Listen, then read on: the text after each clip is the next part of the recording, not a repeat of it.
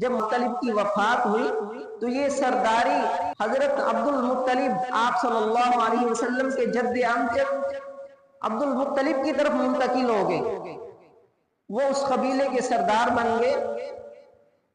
ایک مرتبہ ان کو خواب آیا اور خواب میں کسی کہنے والے نے کہا کہ فلاں جگہ پر جاؤ، وہاں جا کر زمین کھودو، وہاں سے زمزم کا چشمہ جو بند پڑا ہے وہ دوبارہ دریافت ہوگا۔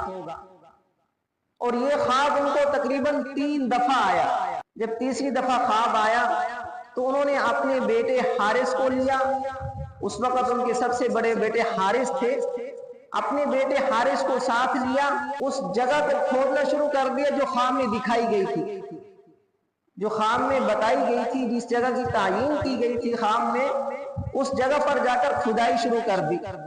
لوگوں نے ساتھ دینے کی بجائے ان کا مذاق اڑایا، کسی نے ساتھ نہیں دیا۔ حضرت عبد المطلب خود اور اپنے بیٹے حارث کے ساتھ اس جگہ کی کھدائی کرتے رہے، یہاں تک کہ آب زمزم کا کنواں ظاہر ہو گیا، اس کی منڈیر ظاہر ہو گئی، اور اس کے اندر جو چیزیں تھیں خانہ کعبہ کی وہ چیزیں بھی نکل آئیں۔ خانہ کعبہ کے لیے ایک بادشاہ نے کچھ ہیرے جواہرات بھیجے تھے اور سونے کے 2 ہرن بھیجے تھے۔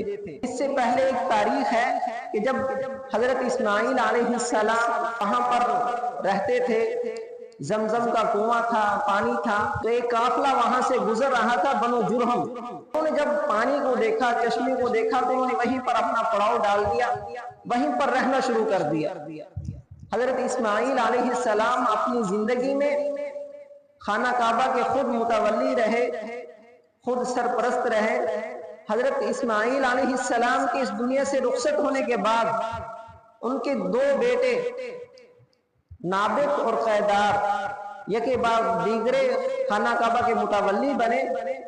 ان کے بعد خانہ کعبہ کی متولیت بنو جرہم کے پاس چلی گئی۔ اس طرح بنو جرہم ایک بڑا قبیلہ تھا، ان کی حکومت بھی مکہ پر تھی، انہوں نے وہاں پر تقریباً 2100 سال گزارے اور 2000 سال انہوں نے وہاں پر حکومت کی۔ آخر میں بنو اسماعیل ان سے تنگ آ گئے، ان کے ساتھ لڑائی کی، جہاد کیا، ان کو وہاں سے نکال دیا۔